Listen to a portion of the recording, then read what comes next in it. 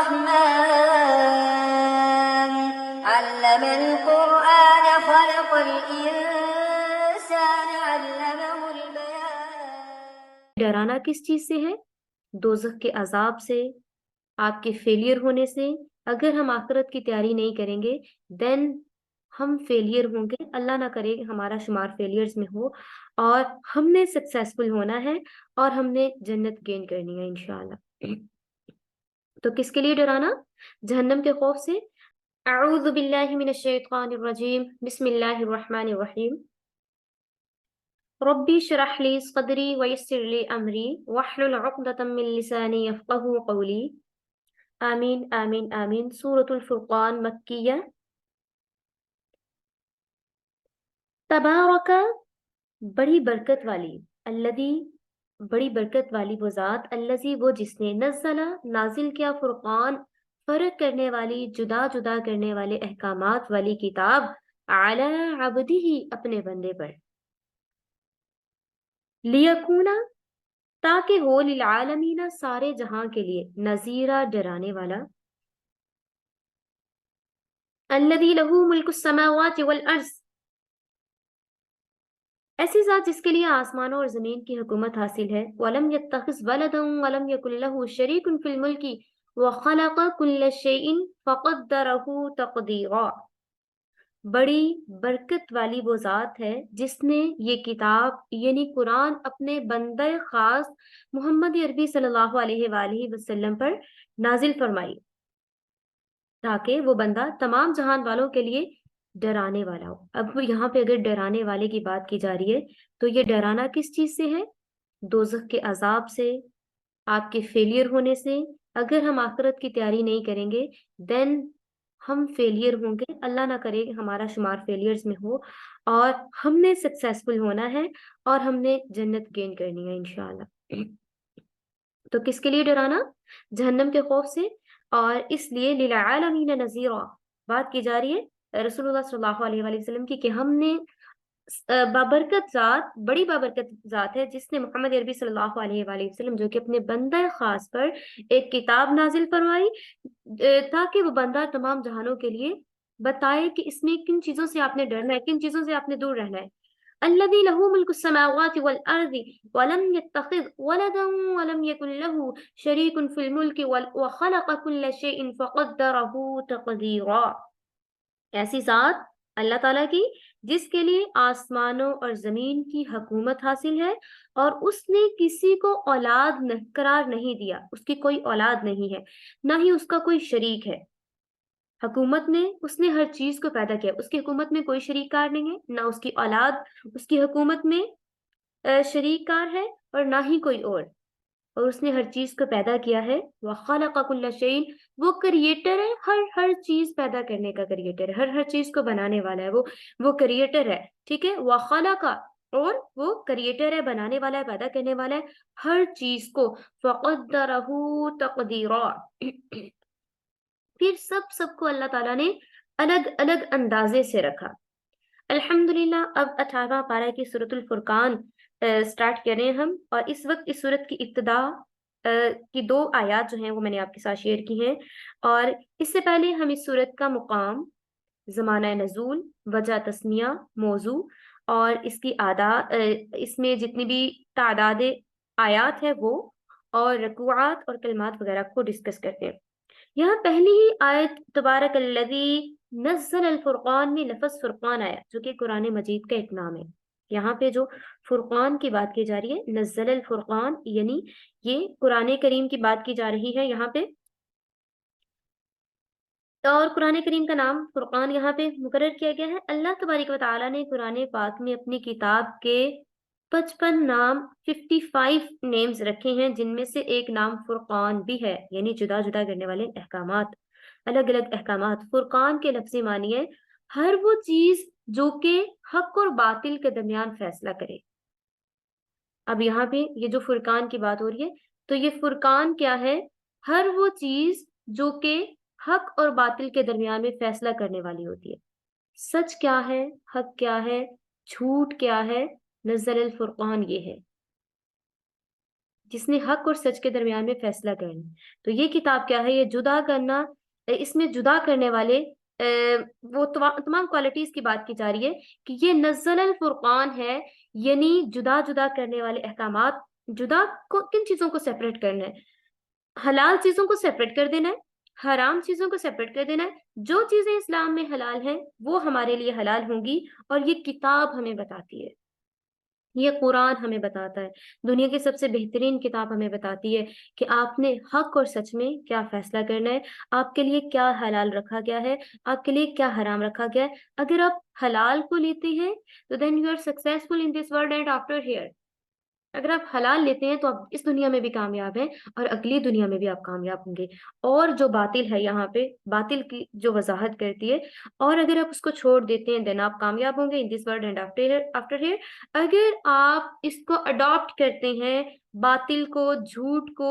دنیا کی یہ چند روز کی رونق کو آپ سمجھتے ہیں کہ یہی سب کچھ ہے، میں آخرت کو چھوڑ دیتا ہوں، اور پھر اس کا کیا نتیجہ ہے کہ آپ کا لا خلاق فی الآخرہ، آخرت میں آپ کا کوئی بھی حصہ نہیں ہوگا.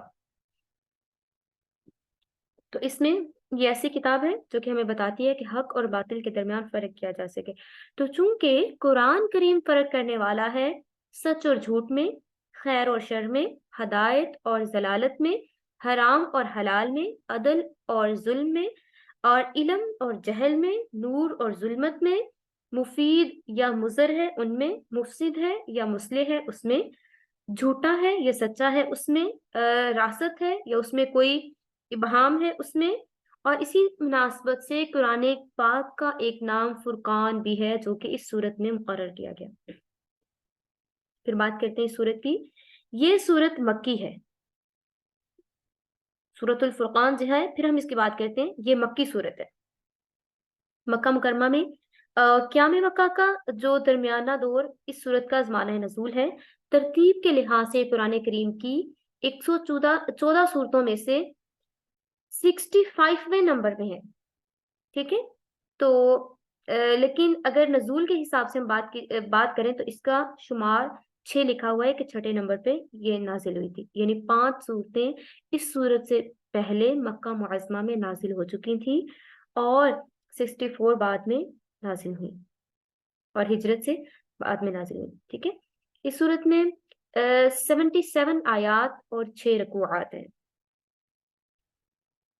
اور اسی طرح سے ہم بات کرتے ہیں جتنی بھی مکی صورتیں ہیں نا، باقی دیگر مکی صورتوں کے طرح اس صورت میں بھی عقائد یعنی توحید کا اس بات کرنا، توحید کا اقرار کرنا، توحید اور رسالت ان کا ذکر کیا گیا ہے، حشر اور نشر کا ذکر کیا گیا ہے. ریممبر دیٹ جو صورتیں مکی ہیں ان میں زیادہ ذکر کن چیزوں کا کیا گیا ہے؟ توحید کا. اللہ تعالیٰ کی توحید کا ذکر کیا گیا ہے، وحدہ لا شریک ہونے کا ذکر کیا گیا ہے، اللہ تعالیٰ کے ایک یکتا اکیلے ہونے کا ذکر کیا گیا ہے. کیونکہ ابھی سٹارٹنگ تھی، مکی صورتیں تھیں، ابھی اسلام آیا تھا، اس لیے جتنی بھی مکی صورتیں ہیں ان میں توحید، رسالت، آخرت، حشر، نشر، قیامت، جزا، سزا، شرک، برائی اور مشرکین کی مذمت کے مضامین بیان کیے گئے ہیں. اور ایز اٹ از اس صورت میں بھی توحید، رسالت، آخرت، حشر، نشر، قیامت، جزا، سزا، شرک کی برائی، مشرکین کی مذمت اور یہ سارے ٹاپکس اس میں بھی ڈسکس کیے گئے ہیں. اور مضمون کی مناسبت سے بعض گزشتہ پیغمبروں اور ان کی قوموں کے واقعات بھی صورت میں بیان کیے گئے ہیں، اور توجہ دلائی گئی ہے کہ جن قوموں نے اپنے زمانہ میں اپنے رسول کو جھٹلایا وہ دنیا میں ناکام اور آخرت میں عذاب کے مستحق ہوئے. قرآن کریم اور رسول اللہ صلی اللہ علیہ وآلہ وسلم کی ذات عالی پر کفار و مشرکین مکہ کے اعتراضات اور جو ان کو شکوک و شبہات تھے وہ ان کا ایک کا جواب دیا گیا اس صورت میں. ساتھ ہی دعوت حق سے منہ موڑنے والوں کے برے نتائج بھی صاف صاف بیان کر دیے گئے ہیں کہ جو اللہ تعالیٰ کے راستے سے منہ موڑ لیتے ہیں ان کا کیا حشر ہوگا. پھر دنیا میں اللہ تعالیٰ کی معرفت، پہچان کی کھلی نشانیاں بتائی گئی ہیں کہ جو اللہ تعالیٰ پر ایمان لے آتے ہیں، اللہ تعالیٰ کو پہچان لیتے ہیں، اس کی کتاب کو پہچان لیتے ہیں اور ان چیزوں کے ساتھ کنیکٹڈ ہو جاتے ہیں، جڑ جاتے ہیں، تو ان کے لیے کیا کیا کامیابیاں ہیں وہ بھی اسی صورت میں بتائی گئی ہیں. پھر دنیا میں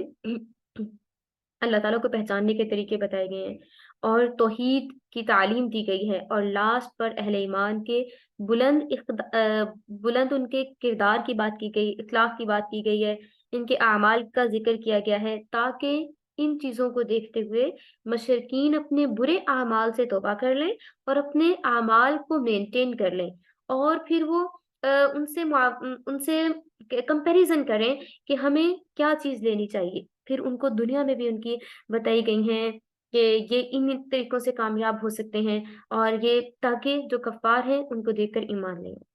سورت کی ابتدا نے تلاوت کردہ عظیم الشان آیات جو بیان ہوئی ہیں، ان میں پہلے اللہ تبارک و تعالیٰ نے اپنی تعریف فرمائی ہے، تبارک الذی نزل الفرقان، اللہ تعالیٰ کی ذات بہت بابرکت ہے، ٹھیک ہے، بابرکت ذات کی بات کی جا رہی ہے کہ اللہ تعالیٰ کی ذات بہت زیادہ بابرکت ہے۔ اس میں اللہ تعالیٰ کی تعریف بیان ہوئی ہے سٹارٹ میں، اور جس میں بتایا گیا کہ ساری خیر، خوبیاں، تمام عظمت، جلال، بزرگی، بڑائی، قوت،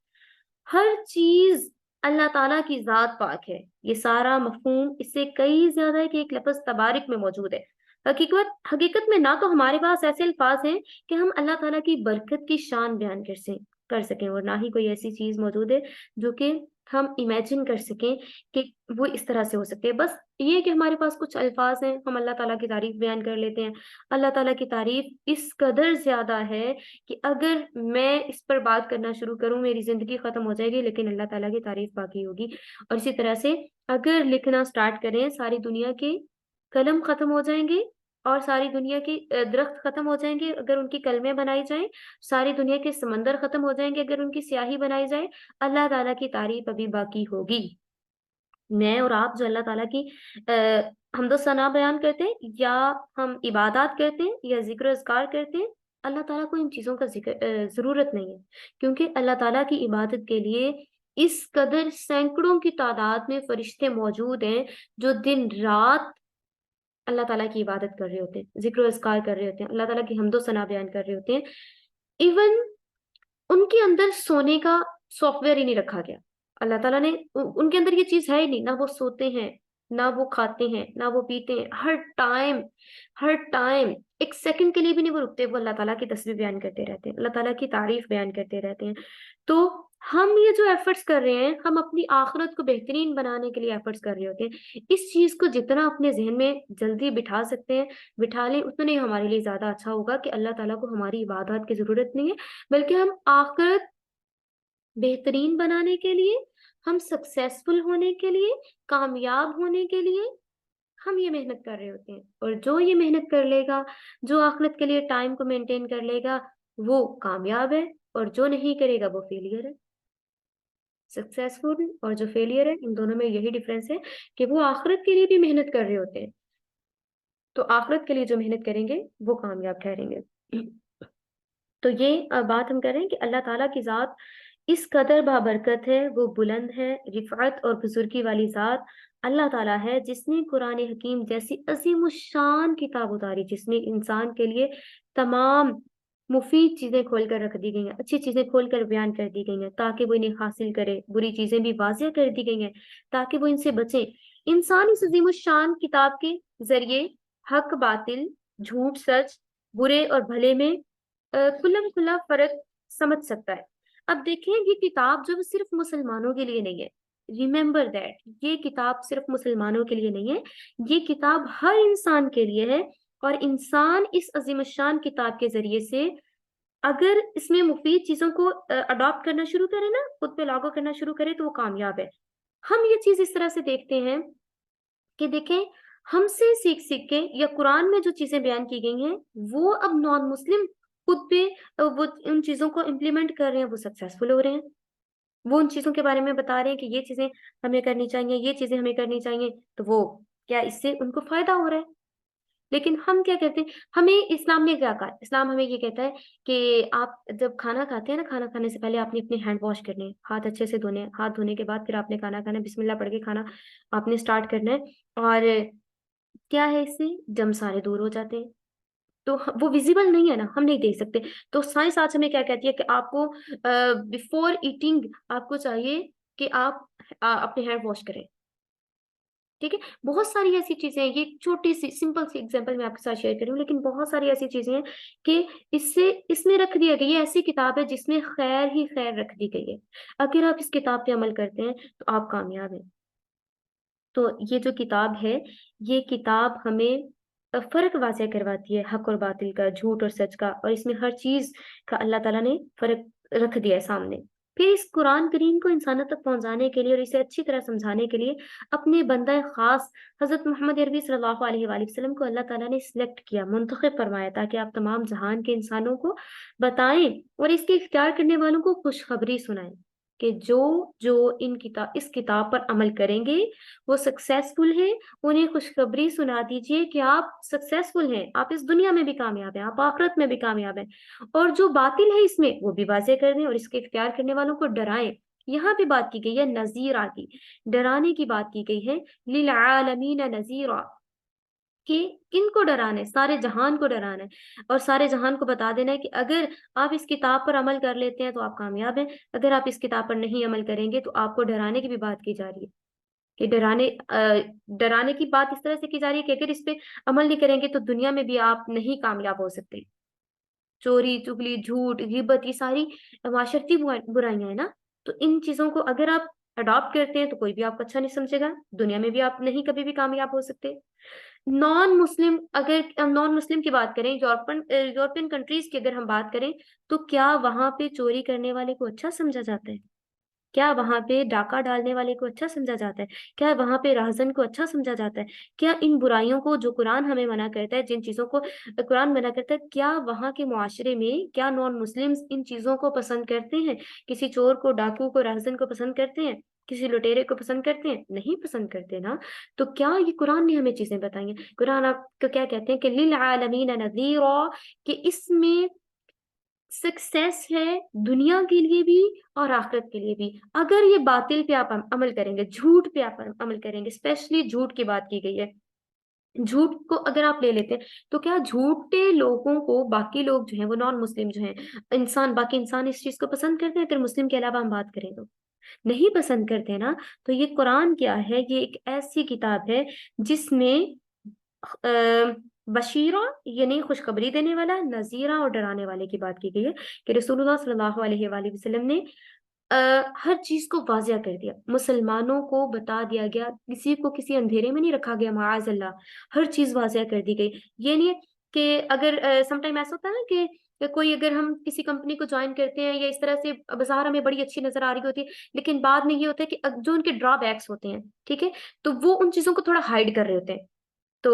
لیکن کیا ہے کہ اللہ تعالیٰ نے ہم سے کوئی چیز ہائڈ نہیں کی،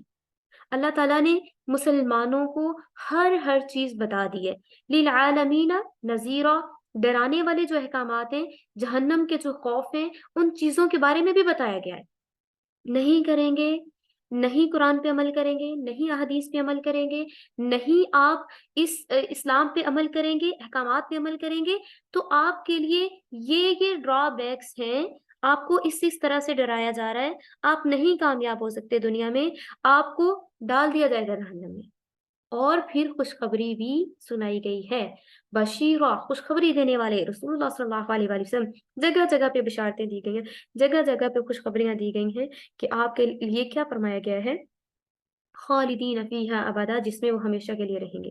جنات تجری من تحتها الانہار، جس کے نیچے نہریں بہتی ہوں گی، جس کے نیچے دریا بہتے ہوں گے، نہریں بہتی ہوں گی، اور اس میں وہ ہمیشہ کے لیے رہیں گے۔ اور ابھی ایسا ہوتا ہے کہ اگر ایک آیت جو ڈرانے والی ہوتی ہے نا، اس کے بعد ویری نیکسٹ آیات میں اللہ تعالیٰ بڑی موٹیویشن دے رہے ہوتے ہیں کہ اگر آپ ان چیزوں پر عمل کریں گے تو دین آپ کو اللہ تعالیٰ دنیا میں بھی کامیاب کرے گا، اور دین اللہ تعالیٰ آپ کو آخرت میں بھی کامیاب کرے گا۔ تو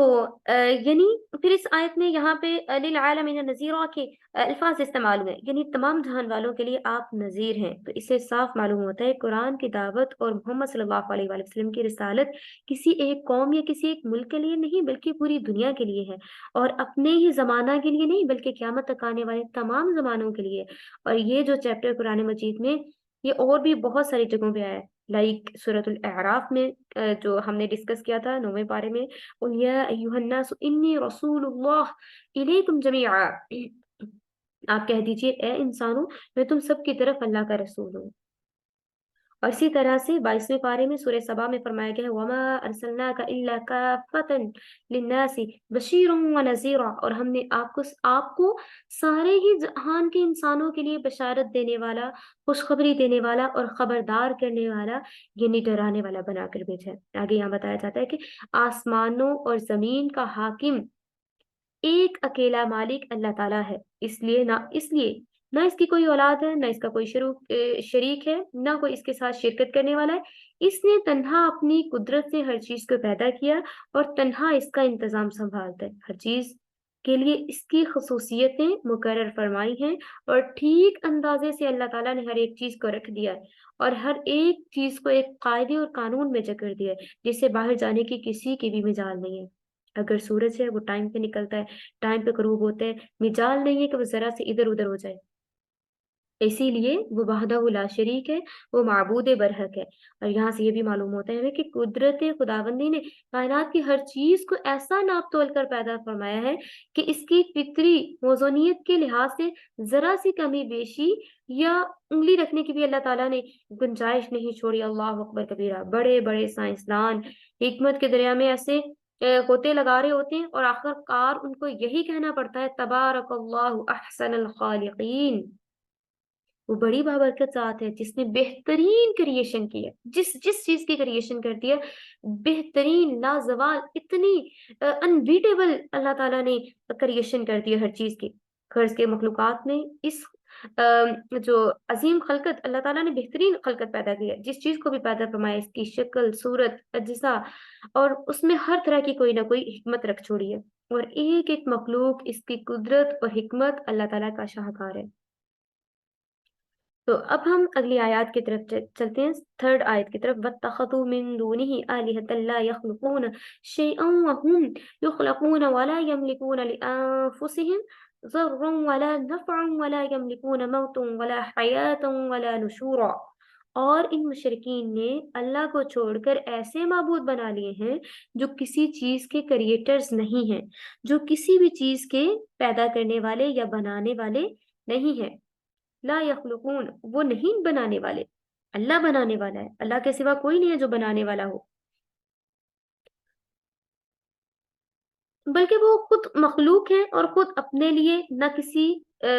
نقصان کا اختیار رکھتے ہیں اور نہ ہی کسی نفع کا اختیار رکھتے ہیں اور نہ کسی مرنے کا اختیار رکھتے ہیں اور نہ کسی کے جینے کا اختیار رکھتے ہیں۔ وقال الذین کفروا ان هذا الا افک افتراہ واعانہ علیہ قوم آخرون فقد جاءوا ظلما وزورا۔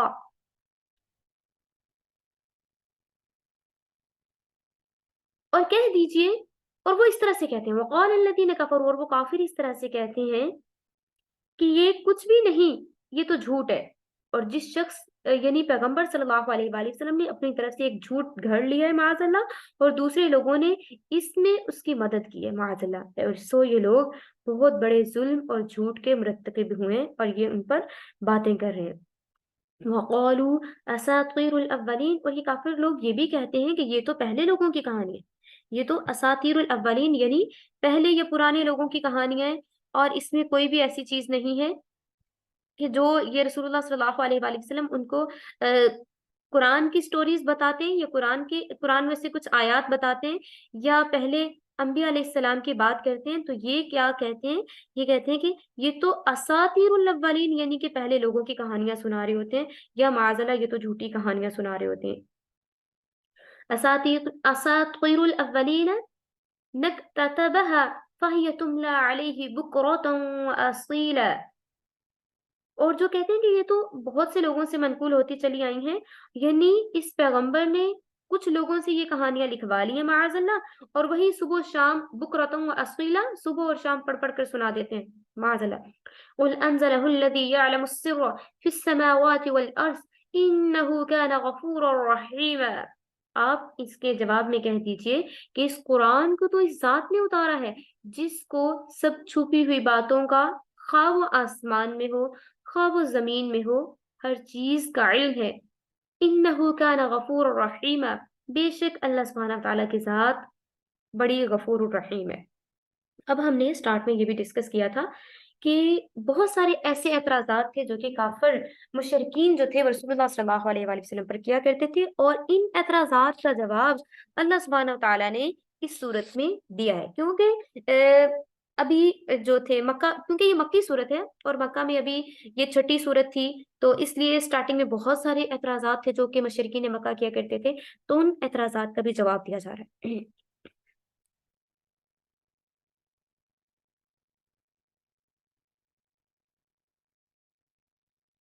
ہاں جی، پہلے ہم نے ڈسکس کیا ہے کہ توحید اور رسالت اللہ تعالیٰ کی ہے، توحید اور رسالت کا ذکر یہاں پہ ہوا ہے، اور رسول اللہ صلی اللہ علیہ وآلہ وسلم اللہ تعالیٰ کے بہترین رسول ہیں، اور تاکہ اور اللہ تعالیٰ نے رسول اللہ صلی اللہ علیہ وآلہ وسلم کا انتخاب فرمایا تاکہ انسانوں کو معلوم ہو سکے کہ آسمان اور زمین کا حاکم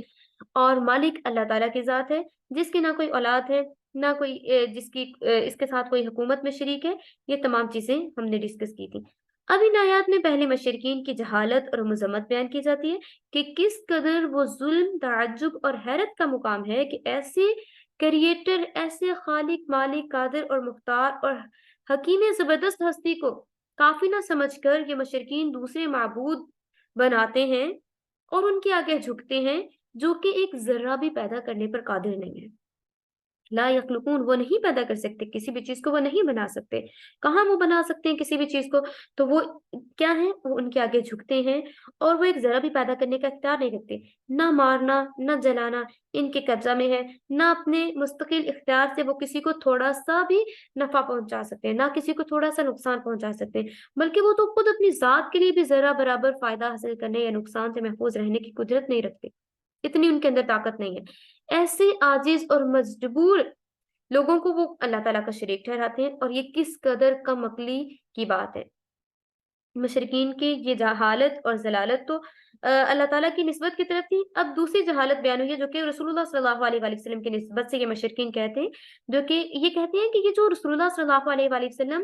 ہمیں باتیں سناتے ہیں، یا یہ جو قرآن ہے جس کو وہ اللہ کی طرف منسوب کرتے ہیں، معاذ اللہ، یہ تو محمد صلی اللہ علیہ وآلہ وسلم اور محمد صلی اللہ علیہ وآلہ وسلم نے اوروں کی طرح، جو پہلے لوگ تھے ان کی طرح سے خود ہی اس کو جھوٹ موٹ اپنے سے بنا لیا ہے،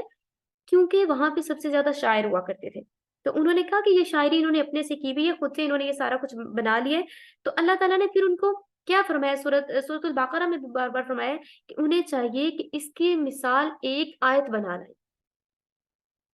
اس کی مثال ایک آیت بنا لیں، ایک صورت بنا لیں، لیکن وہ ایسا نہیں کر سکیں گے، وہ ایک آیت بھی نہیں بنا سکتے اس کی مثال پر۔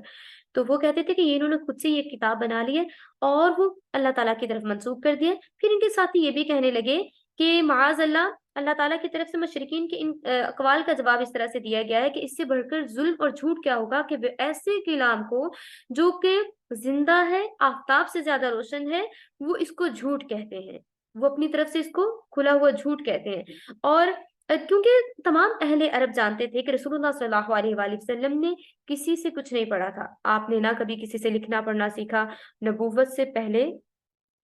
40 سال کی زندگی میں آپ نے انہی اہل مکہ میں گزاری تھی، اور وہ بھی اسی طرح کی اتنی مدت میں ایک واقعہ بھی، اور آپ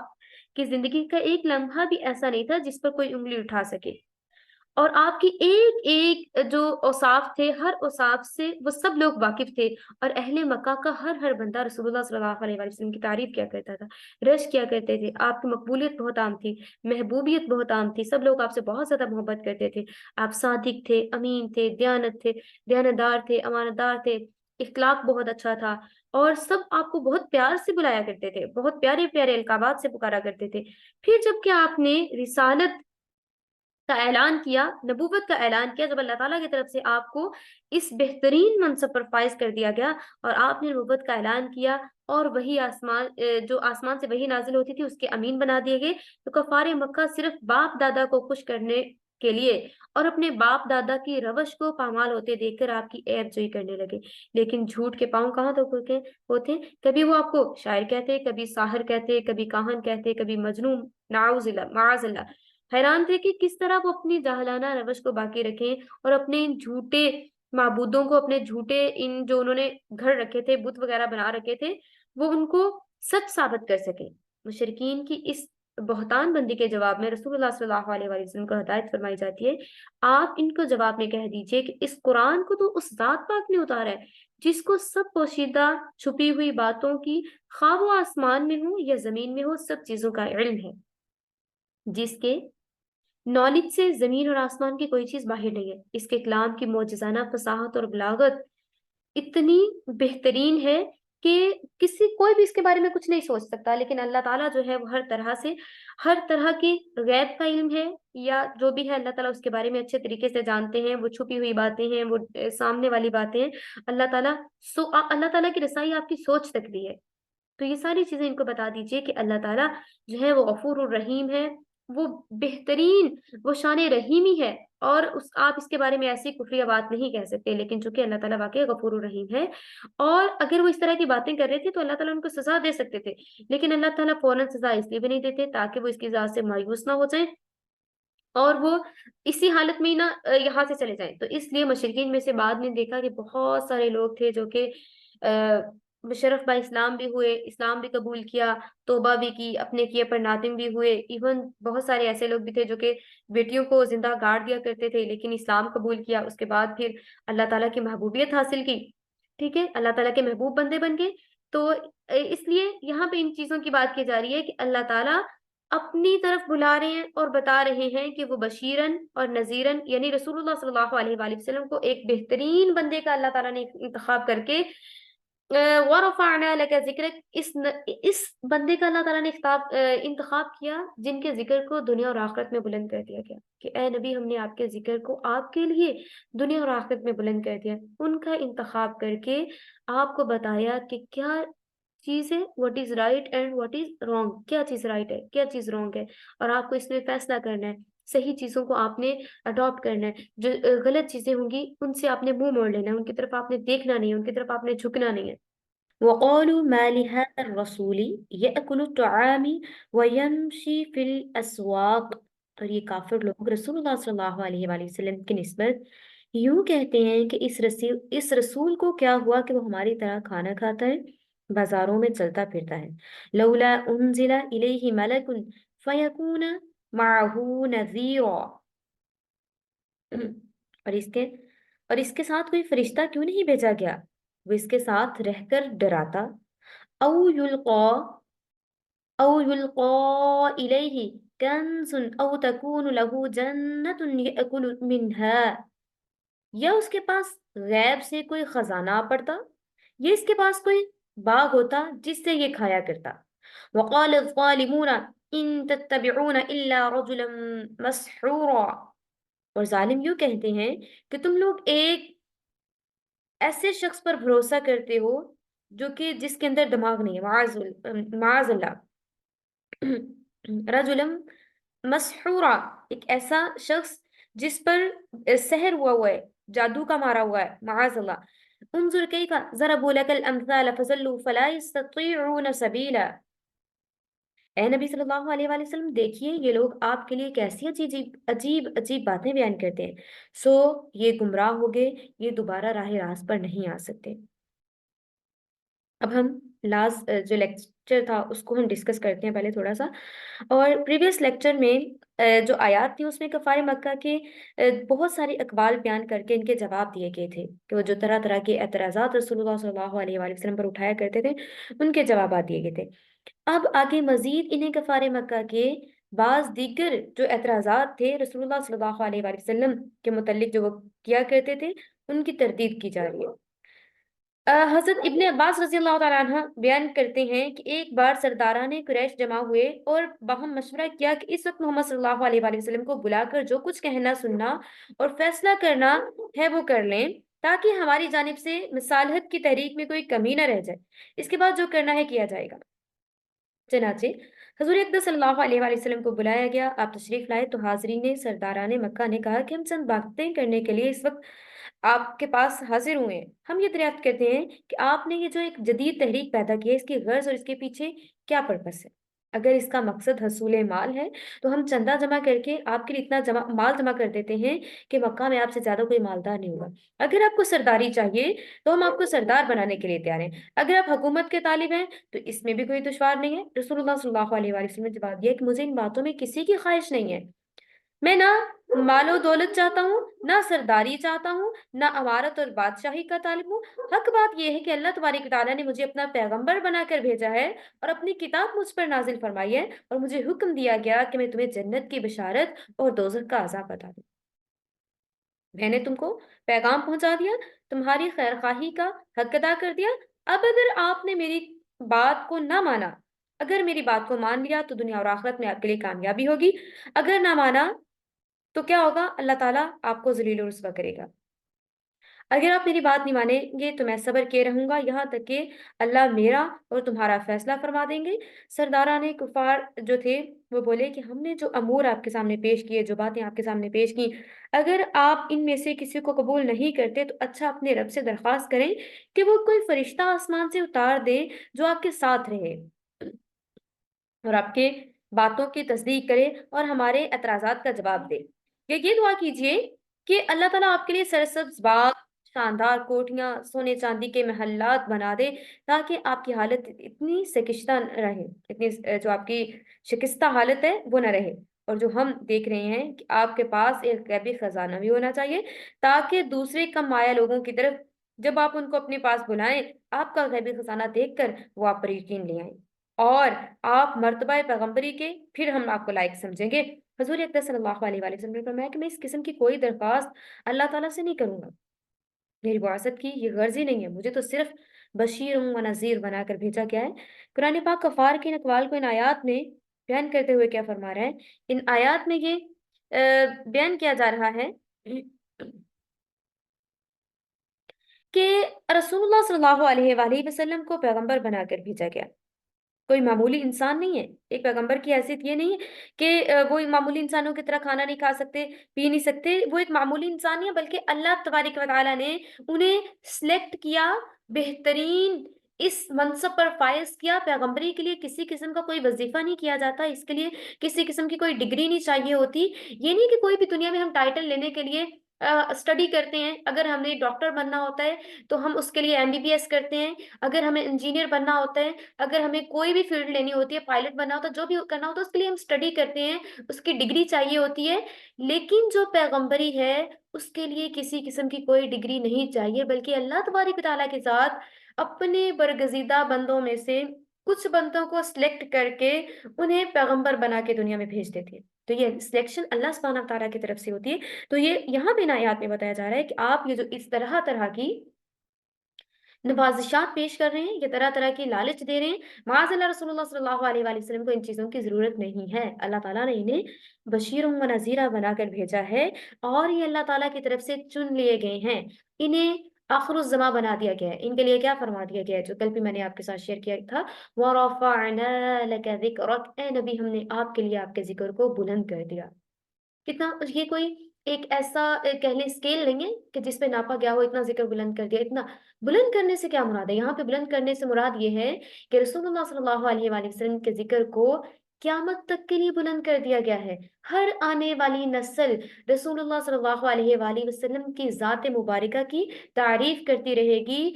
چاہے کوئی مسلم ہے، نان مسلم ہے، وہ اس چیز کو مانتا رہے گا کہ سب سے زیادہ اس دنیا میں اگر کسی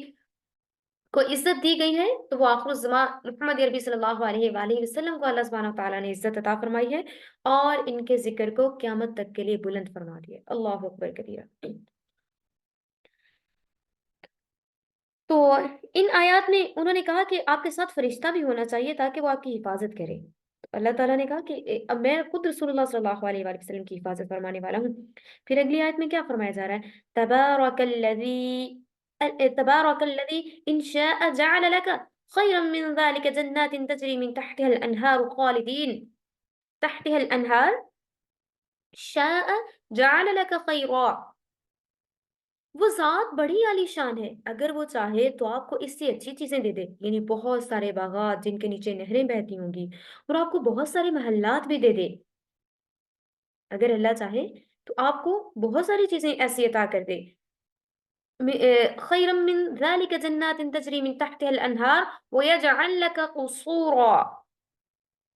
اللہ تعالیٰ آپ کو بہت سارے باغات دے جن کے نیچے نہریں بہتی ہوں، آپ کو بہت سارے محلات دے دے، بلکہ یہ لوگ قیامت کو جھوٹ سمجھ رہے ہیں. بل کذبوا بالساعة وأعتدنا لمن كذب بالساعة سعيرا. اور ہم نے ایسے شخص کے لیے جو کہ قیامت کو جھوٹ سمجھے دوزخ کر رکھا ہے. دوزخ کو ہم نے تیار کر رکھا ہے. بالساعة ان کے لیے قیامت کی گھڑی ہوگی، ان کے لیے ہم نے دوزخ کو تیار کر رکھا ہے. وَإِذَا رَأَتْهُمْ جب وہ انہیں دیکھے گا، جب وہ دور سے دوزخ کو دیکھیں گے، وہ ان کو دور سے دیکھے گی. مِن مَكَانٍ بَعِيدٍ سَمِعُوا لَهَا تَغَيُّظًا وَزَفِيرًا. تو وہ لوگ اس کا جوش و خروش سنیں گے، چنگاڑتے ہوئے دوزخ کو سنیں گے. وَإِذَا أُلْقُوا مِنْهَا مَكَانًا ضَيِّقًا مُقَرَّنِينَ دَعَوْا هُنَالِكَ ثُبُورًا. اور جب وہ اس کی کسی تنگ جگہ میں ہاتھ ڈال کر جکڑ کر ڈال دیے جائیں گے تو وہاں موت ہی موت پکاریں گے. ایک موت کو نہ پکارو بلکہ بہت سی موتوں کو پکارو. اللہ تعالیٰ کیا کہے گا؟ دعوا هنالك ثبورا. تو پھر وہ آج کے دن آپ ایک موت کو نہیں بہت ساری موتوں کو پکارو گے لیکن آپ کو موت نہیں آ پائے گی، کیونکہ جہنم میں اگر ڈال دیا جائے گا تو اس کے بعد اس دنیا کے ختم ہو جانے کے بعد کوئی اور زندگی نہیں ہے، وہی ابدی زندگی ہے. اور اس میں کوئی کچھ بھی خلاصی نہیں ہوگی. اگر جنت میں جائیں گے تو وہاں سے نہیں نکلیں گے، اگر جہنم میں جائیں گے تو وہاں سے نہیں چھٹکارا ہوگا. نان مسلم کا وہاں سے چھٹکارا نہیں ہو سکتا. لا تدعوا اليوم، پکاریے آج کے دن. ثبورا واحدا وادعوا ثبورا كثيرا. اور ان سے کہا جائے گا آپ کہیے کیا یہ مصیبت کی حالت اچھی ہے کہ وہ اس میں ہمیشہ رہنے کی جگہ ہے. اور ان سے کہا گیا کہ ایک موت کو نہ پکارو بلکہ بہت ساری موتوں کو پکارو. قل، آپ کہہ دیجئے اذالک خیر،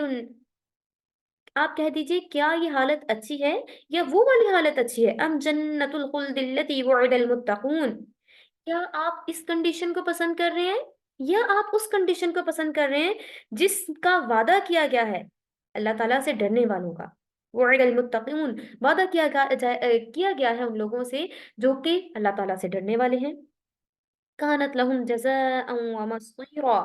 کہ وہ ان کے لیے صلہ ہے اور ان کا ٹھکانہ، ان کو وہاں وہ سب چیزیں ملیں گی جو کچھ وہ وہاں سے لینا چاہیں گے. لہم فیہا ما یشاؤون خالدین، وہ اس میں ہمیشہ ہمیشہ کے لیے رہیں گے. کان علی ربک وعدا مسئولا، اور یہ وعدہ ہے آپ کے رب کا اور یہ قابل درخواست ہے. تو جہاں جہاں پہ جہنم کے خوف سے ڈرایا گیا ہے، وَأَعْدَدْنَا لِمَنْ كَذَّبَ، جھوٹ بولنے والوں کے لیے ہم نے جہنم کو تیار کر رکھا ہے. جہاں جہاں پہ جہنم کے خوف سے ڈرایا گیا ہے، ویری نیکسٹ آیات میں اللہ سبحانہ تعالیٰ نے وعدہ دکھا دیا ہے اور اپنا بتایا ہے کہ کرم بھی کیا جائے گا کہ اگر جھوٹ بولنے والے کے لیے جہنم تیار کی گئی ہے جس میں وہ بار بار موت کو پکاریں گے لیکن ان کو موت نصیب نہیں ہوگی، تو اللہ ان سے کہے گا اگین اینڈ اگین بھی اگر آپ موت کو پکارتے رہیں گے تو آپ کو موت نصیب نہیں ہوگی. لیکن پھر کہا جا رہا ہے ان سے کہہ دیجئے کہ کیا آپ اس چیز کو پسند کر رہے ہیں جو کہ قابل اعتراض ہے، جو کہ جھوٹی ہے، جو کہ ہر چیز ختم ہو جانے والا ہے؟ کیا آپ اس چیز کو نہیں مانگتے جس کا اللہ تعالیٰ نے وعدہ کیا آپ سے؟ وعد المتقون، ڈرنے والوں سے وعدہ کیا گیا ہے جو اللہ تعالیٰ سے ڈرتے ہیں ان ایوری سچویشن، لوگوں کے سامنے بھی اور جب اکیلے ہوتے ہیں وہ اللہ تعالیٰ سے ڈرتے ہیں. متقون، متقی کون ہوتا ہے؟ جو پرہیزگار ہوتا ہے، جو ڈرنے والا ہوتا ہے. ان ایوری سچویشن، کوئی سچویشن ہوتی ہے وہ اللہ سے ڈرتا ہے، وہ نڈر نہیں ہوتا، وہ اللہ سے ڈرنے والا ہوتا ہے. تو جو اللہ سے ڈرنے والے ہوتے ہیں اللہ نے ان کے لیے کیا تیار کر رکھا ہے؟ ان کے لیے جنت تیار رکھی ہے. لہم فیہا ما یشاؤون خالدین، اور جس میں وہ ہمیشہ کے لیے رہیں گے. کان علی ربک وعدا مسئولا، اور یہ آپ کے رب کا وعدہ ہے جو کہ ہو کر رہے گا. اور جو اس کے لیے ریکویسٹ کرے گا، جو اللہ تعالیٰ سے درخواست کرے گا جنت کی، جو اس کے لیے ایفرٹس کرے گا، جو جنت کے لیے ٹائم کو مینٹین کرے گا، جنت صرف اسی کو ملے گی. جو جنت کے لیے ایفرٹ نہیں کرے گا، دنیا میں بالکل لاپرواہ رہے گا، دنیا میں بالکل اگنور کرتا رہے گا اللہ سبحانہ تعالیٰ کی ذات کو، اس کو کبھی بھی پھر جنت نہیں مل سکے گی. تو جنت حاصل کرنے کے لیے ایفرٹ کرنی ہے، جنت حاصل کرنے کے لیے محنت کرنی ہے. تو جنت حاصل کرنے کے لیے جو محنت کریں گے اللہ تعالیٰ نے انہی لوگوں سے وعدہ کیا ہے کہ انہیں جنت عطا کی جائے گی جس میں وہ ہمیشہ کے لیے رہیں گے، کیونکہ یہ ان کے رب کا وعدہ ہے. اور جس دن اکٹھے کیے جائیں گے وَيَوْمَ يَحْشُرُهُمْ وَمَا يَعْبُدُونَ مِن دُونِ اللَّهِ فَيَقُولُ أَأَنْتُمْ أَضْلَلْتُمْ عِبَادِي هَؤُلَاءِ أَمْ هُمْ ضَلُّوا السَّبِيلَ. اور جس روز اللہ تعالیٰ ان کافر لوگوں کو اور جن کو وہ لوگ اللہ تعالیٰ کے سوا پوچھتے تھے ان کو جمع کرے گا. ٹو ٹیمز ایک جگہ پہ جمع ہوں گی، اور جس روز اللہ تعالیٰ ان کافر لوگوں کو اور جن کو وہ اللہ تعالیٰ کے سوا پوجا کرتے تھے ان کو جمع کرے گا. پھر اللہ تعالیٰ فرمائے گا کیا تم نے میرے ان بندوں کو گمراہ کیا تھا، ان کو راہ راست سے ہٹایا تھا، یہ خود ہی یا پھر یہ راہ راست سے ہٹ گئے تھے یا یہ خود ہی گمراہ ہو گئے تھے. اب جو لوگوں تک صحیح بات نہیں گمراہی کی بات پہنچاتا ہے یا لوگوں کو گمراہ کرتا ہے ان کو، اور جو گمراہ ہو چکے ہوں گے ان سب کو اللہ تعالیٰ اکٹھا کرے گا اور ان سے پوچھے گا، ان سے سوال کیا جائے گا. کہیں گے قالوا سبحانك ما كان ينبغي لنا أن نتخذ من دونك من أولياء ولكن متعتهم وآباءهم حتى نسوا الذكر وكانوا قوما بورا. اور وہ عرض کریں گے کہ معاذ اللہ ہماری کیا مثال ہے کہ ہم آپ کے سوا اور کار سازوں کو تجویز کرتے، لیکن آپ نے ان کو اور ان کے بڑوں کو آسودگی دی یہاں تک کہ وہ آپ کی یاد کو بھلا بیٹھے اور یہ خود ہی برباد ہو گئے. ان کو خوشی ملی، ان کو راحت ملی، ان کو آرام ملا، ان کو عیش و عشرت ملی، ان کو دولت ملی، ان کو جائیداد ملی، ان کو آسودگی ملی، تو کیا ہوا؟ یہ آپ کی یاد کو بھلا بیٹھے اور یہ لوگ خود ہی برباد ہو گئے. وَقَدْ كَذَّبْتُمْ بِمَا تَقُولُونَ فَمَا تَسْتَطِيعُونَ صَرْفًا وَلَا نَصْرًا وَمَنْ يَظْلِمْ مِنْكُمْ نُذِقْهُ عَذَابًا كَبِيرًا. لو تمہارے ان معبودوں نے تو آپ کو ہی اپنی بربادی کا مجرم قرار دے دیا ہے. جن کو آپ معبود بنایا کرتے تھے، جن کو پوجا کرتے تھے، جن کو آپ فالو کیا کرتے تھے، وہ اس دن کہیں گے کہ یہ خود ہی برباد ہو گئے، ہم نے ان کو برباد نہیں کیا. سو نہ تو خود عذاب کو یہ ٹال سکتے ہیں اور نہ ہی ان کی مدد کی جائے گی. فَمَا تَسْتَطِيعُونَ صَرْفًا وَلَا نَصْرًا. نہ ان سے عذاب کو ہلکا کیا جائے گا اور نہ ہی ان کی مدد کی جائے گی. وَمَن يَظْلِم مِّنكُمْ نُذِقْهُ عَذَابًا كَبِيرًا. اور تم میں جو ظالم ہوگا اس کو ہم بڑا عذاب چکھائیں گے. وَمَا أَرْسَلْنَا قَبْلَكَ مِنَ الْمُرْسَلِينَ إِلَّا إِنَّهُمْ لَيَأْكُلُونَ الطَّعَامَ وَيَمْشُونَ فِي الْأَسْوَاقِ. اور ہم نے آپ صلی اللہ علیہ وآلہ وسلم سے پہلے جتنے پیغمبر بھیجے سب کھانا بھی کھاتے تھے، بازاروں میں بھی چلتے پھرتے تھے. وَجَعَلْنَا بَعْضَكُمْ لِبَعْضٍ فِتْنَةً أَتَصْبِرُونَ وَمَا كَانَ رَبُّكَ بَصِيرًا. اور ہم نے تم میں ایک دوسرے کے لیے، ہم نے تم کو یا آپ کو ایک دوسرے کے لیے آزمائش بنایا. کیا تم صبر کرو گے کہ آپ کا رب خوب دیکھنے والا ہے، خوب اچھے سے جاننے والا ہے. پہلے ہم نے کیا ڈسکس کیا کہ جنت اور دوزخ کے جو منکر تھے ان کے متعلق آیات میں یہ بتایا گیا تھا کہ آج تو یہ قیامت کو جھوٹ سمجھ رہے ہیں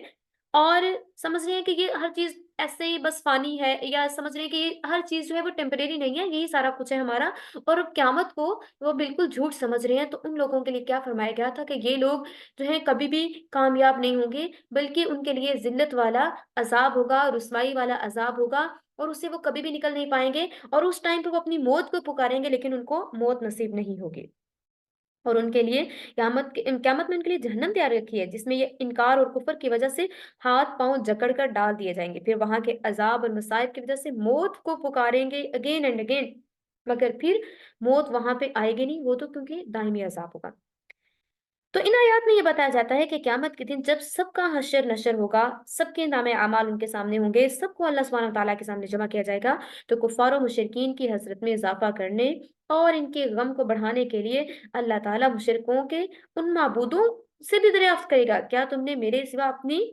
عبادت کے لیے ان جاہلوں کو حکم دیا تھا، یا یہ خود آپ کی دعوت کے بغیر آپ کی بندگی اور پرستش کر کے گمراہ ہو گئے. مشرکوں کے معبود جواباً عرض کریں گے پروردگار ہر طرح کے شرک سے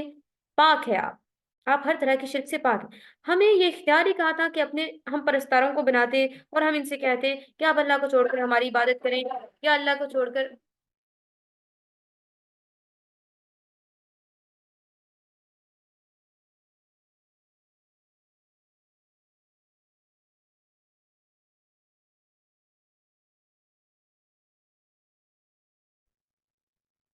اللہ تعالیٰ ان سے پوچھے گا کہ کیا آپ نے ان سے کہا تھا کہ آپ کی عبادت کریں، یا آپ کو پوچھیں تو وہ کہیں گے کہ ہم نے ان سے نہیں کہا، ہم نے ان سے کسی بھی طرح کا نہیں کہا تھا، یہ تو خود ہی آپ کو چھوڑ کر عبادت ہماری کرنا شروع ہو گئے تھے. یہ ان کی گمراہی کا ظاہری سبب یہ ہوا کہ عیش و آرام میں پڑھ کر غفلت کے نشہ میں چور ہو کر آپ کی یاد کو بھلا بیٹھے، کسی نصیحت پر انہوں نے کان نہیں دھرا، پیغمبروں کی ہدایت اور ارشادات کی طرف سے بالکل انہوں نے اپنی آنکھیں بند کر لیں، اور دنیاوی جتنی بھی چیزیں ہیں ان پر انہوں نے غرور کرنا شروع کر دیا، جو جو ان کے پاس چیزیں تھیں، اور آپ نے اپنی نوازش سے جس قدر ان کو ان کے باپ دادا کو دنیا کے فائدے پہنچائے، دنیا میں ان کو عیش و عشرت آرام یا ان کو مال و دولت سے نوازا، اس قدر یہ غفلت میں پڑھتے چلے گئے، اور اس طرح سے یہ خود کو بھول گئے اور یہ مغرور ہو گئے، کفر میں پڑ گئے۔ اور اسی طرح سے مفسرین نے یہ بھی لکھا ہے کہ حضرت عیسیٰ علیہ السلام اور حضرت عزیر علیہ السلام اور فرشتے وغیرہ کہیں گے جن کو دنیا والوں نے اپنا معبود بنا لیا تھا، کیونکہ حضرت عیسیٰ علیہ السلام کو بھی وہ لوگ خدا کے برابر سمجھتے ہیں نا، وہ کہتے ہیں کہ وہ تثلیث کا عقیدہ رکھتے ہیں، اہل نصارہ۔ اہل نصارہ کون ہوتے ہیں؟ کرسچن کو اہل نصارہ، یہود و نصارہ کہتے ہیں۔ یہود وہ ہیں جو کہ فالوور ہیں حضرت موسیٰ علیہ السلام کے، اور تورات ان کی کتاب ہے، اور نصارہ کون ہے؟ یہ فالوورز ہیں حضرت عیسیٰ علیہ السلام کے، اور ان کی کتاب انجیل ہے۔ تو یہ جو فالوورز ہیں حضرت عیسیٰ علیہ السلام کے، تو ان لوگوں یہ حضرت عیسیٰ علیہ السلام کو فالو بھی کرتے ہیں، ایسا پیغمبر بھی ان کا ایک فرقہ مانتا ہے، اور ایک فرقہ تو ان کا تثلیث پر عقیدہ رکھتا ہے کہ ایک حضرت مریم علیہ السلام کو، ایک اللہ تعالیٰ کو، اور ساتھ میں حضرت عیسیٰ علیہ السلام کو یہ سمجھتے ہیں کہ یہ تین جو ہیں وہ خدا ہیں، معاذ اللہ۔ تو اس طرح سے جو حضرت عزیر علیہ السلام ہے، ان کو یہودی کہا کرتے تھے کہ یہ اللہ تعالیٰ کے بیٹے ہیں۔ تو جب ان سے پوچھا جائے گا حضرت عزیر علیہ السلام سے یا حضرت عیسیٰ علیہ السلام سے، تو وہ کہیں گے کہ ہم نے ان کو ہمیشہ اللہ تعالیٰ کی طرف بڑھایا، اور ان سے کہا کہ ایک خدا کی طرف آ جائیے، ایک اللہ کی طرف آ جائیے، لیکن خود ہی یہ ہمیں جھٹلاتے رہے، خود ہی یہ اللہ تعالیٰ پر ایمان نہیں لائے، خود ہی یہ آپ پر ایمان نہیں لائے۔ اب جب ان کو سزا ملنے والی ہے تو یہ اب طرح طرح کی باتیں بنا رہے ہیں۔ حضور صلی اللہ علیہ وسلم کی نبوت پر کفار و مشرکین کا اعتراض بھی بتایا گیا کہ کس طرح سے رسول اللہ صلی اللہ علیہ وسلم پہ اعتراض کیا کرتے تھے کہ آپ یہاں پہ چلتے پھرتے ہیں، آپ کھاتے پیتے ہیں، بازاروں میں چلتے ہیں، آپ کے پاس غیبی خزانہ موجود نہیں ہے، نہ ہی آپ کے پاس ساتھ ساتھ کوئی فرشتہ ہے، یہ ساری چیزیں ہونی چاہیے تھی، تب ہم آپ پر ایمان لے آتے۔ لیکن اللہ تعالیٰ نے کہا کہ رسول اللہ صلی اللہ علیہ وسلم کی تعلیم و ہدایت یہ ہے کہ جب تمہاری نظر کسی ایسے شخص پر پڑے جو مال و دولت میں تم سے زیادہ یا صحت اور قوت اور عزت اور جاہ میں تم سے بڑا ہے، تو فوراً ایسے لوگوں پر نظر ڈالو جو ان چیزوں میں آپ سے کم حیثیت رکھتے ہیں، تاکہ آپ حسد کے گناہ سے بچ جائیں۔ ایسا ہوتا ہے نا کہ جیسے ہم اپنے سے اونچے لوگوں کو دیکھتے ہیں تو ہمارے اندر ایسی وہ چیز ابلنا شروع ہو جاتی ہے کہ یہ چیز میرے اندر بھی ہونی چاہیے، یہ چیز مجھے بھی ملنی چاہیے، مجھے یہ ملنا چاہیے، وہ ملنا چاہیے۔ جب آپ اللہ تعالیٰ کی تقسیم پر راضی ہو جاتے ہیں تو آپ کے لیے اللہ تعالیٰ کا شکر ادا کرنا زیادہ پاسبل ہو جاتا ہے۔ جو آپ کے ارد گرد اللہ تعالیٰ نے آپ کو بے شمار نعمتیں عطا کی ہوئی ہیں، جب آپ ان پہ شکر ادا کرتے ہیں، اللہ تعالیٰ کی دی گئی تقسیم پر راضی ہو جاتے ہیں، تو پھر آپ کسی سے حسد نہیں کر سکتے۔ تو کیا فرمایا ہے رسول اللہ صلی اللہ علیہ وسلم نے؟ یہ فرمایا ہے کہ جب آپ اپنے سے مال و دولت، اپنے سے زیادہ مال و دولت کو دیکھتے ہیں، اپنے سے زیادہ اچھی صحت والے کو دیکھتے ہیں، اپنے سے زیادہ عزت والے کو دیکھتے ہیں، تو فوراً سے اپنے سے نیچے والوں کو بھی دیکھا کریں۔ جب آپ اپنے سے نیچے والوں کو دیکھیں گے تو فوراً آپ حسد کے گناہ سے بھی بچ جائیں گے، اور اللہ تعالیٰ کی شکر کرنے کی توفیق بھی آپ کو عطا کر دی جائے گی۔ اور اس لیے سب سے زیادہ جب آپ اللہ تعالیٰ سے یہ دعا کرتے ہیں نا کہ اے اللہ میرا شمار اپنے شکر گزار بندوں میں فرما لے، بلیو کیجئے، ایک تو اللہ تعالیٰ آپ کے لیے رزق کے دروازے کھول دیتا ہے، آپ کے لیے آسانیاں پیدا کر دیتا ہے، آپ کو اللہ تعالیٰ عزت، رزق، دولت، شہرت، ہر چیز اللہ تعالیٰ آپ کو عطا کرتا ہے جب آپ یہ دعا کرنا شروع کر دیتے ہیں کہ اے اللہ میرا شمار اپنے شکر گزار بندوں میں فرما لیجئے۔ ساتھ ہی ساتھ آپ کے لیے نعمتیں بھی بڑھنا شروع ہو جاتی ہیں، اور اس کے ساتھ ساتھ آپ کے پاس جتنی لمیٹڈ بھی نعمتیں ہوتی ہیں ان پر بھی آپ اللہ تعالیٰ کا شکر ادا کرتے ہیں، اور جب آپ شکر ادا کرتے ہیں تو اللہ تعالیٰ کیا فرماتے ہیں؟ لَإِن شَكَرْتُمْ لَأَزِيدَنَّكُمْ، کہ جب آپ شکر کریں گے تو آپ کے لیے نعمتوں کو بڑھا دیا جائے گا۔ تو دعا کرنے کا طریقہ ہوتا ہے، دعا کیا کریں اللہ تعالیٰ سے، اور بہترین طریقے سے دعا کیا کریں۔ جب آپ بہترین طریقے سے دعا کرتے ہیں تو اللہ تعالیٰ آپ کے لیے اپنی نعمتوں کو بڑھا دیتا ہے۔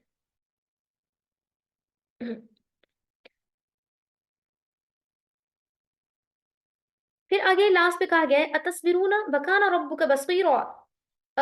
کیا تم صبر کرو گے اس دنیا میں؟ اگر آپ اس دنیا میں صبر کرو گے تو اللہ تعالیٰ خوب آپ کو دیکھنے والا ہے۔ دنیا میں صبر کرو گے، دنیا میں لمیٹڈ رہو گے، دنیا میں بہت ساری ایسی خواہشات ہیں جو نہیں پوری ہوئی، تب بھی اگر اس پہ صبر کرو گے تو آپ کا رب دیکھنے والا ہے۔ دنیا میں دینداروں کو جو چیزیں نہیں ملی ہوں گی نا، اللہ تعالیٰ وہ آخرت میں عطا کرے گا۔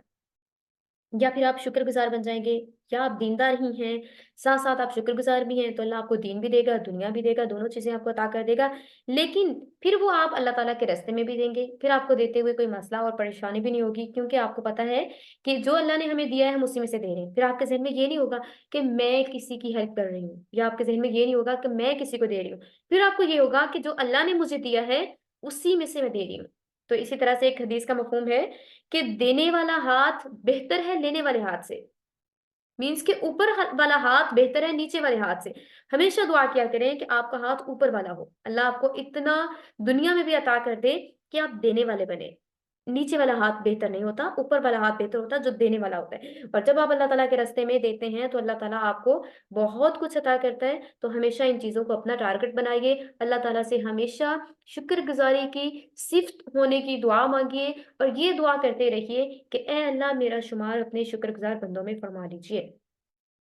وآخر الدعوانا ان الحمدللہ رب العالمین۔ الحمدللہ ثم الحمدللہ۔ ہمارا پارا نمبر 18 کمپلیٹ ہو چکا ہے۔ صبح ہم پارا نمبر 19 سٹارٹ کریں گے by the help of Almighty Allah. الحمدللہ الذی بنعمتہ تتم الصالحات۔ ربنا آتنا فی الدنیا حسنہ وفی الآخرۃ حسنہ وقنا عذاب النار۔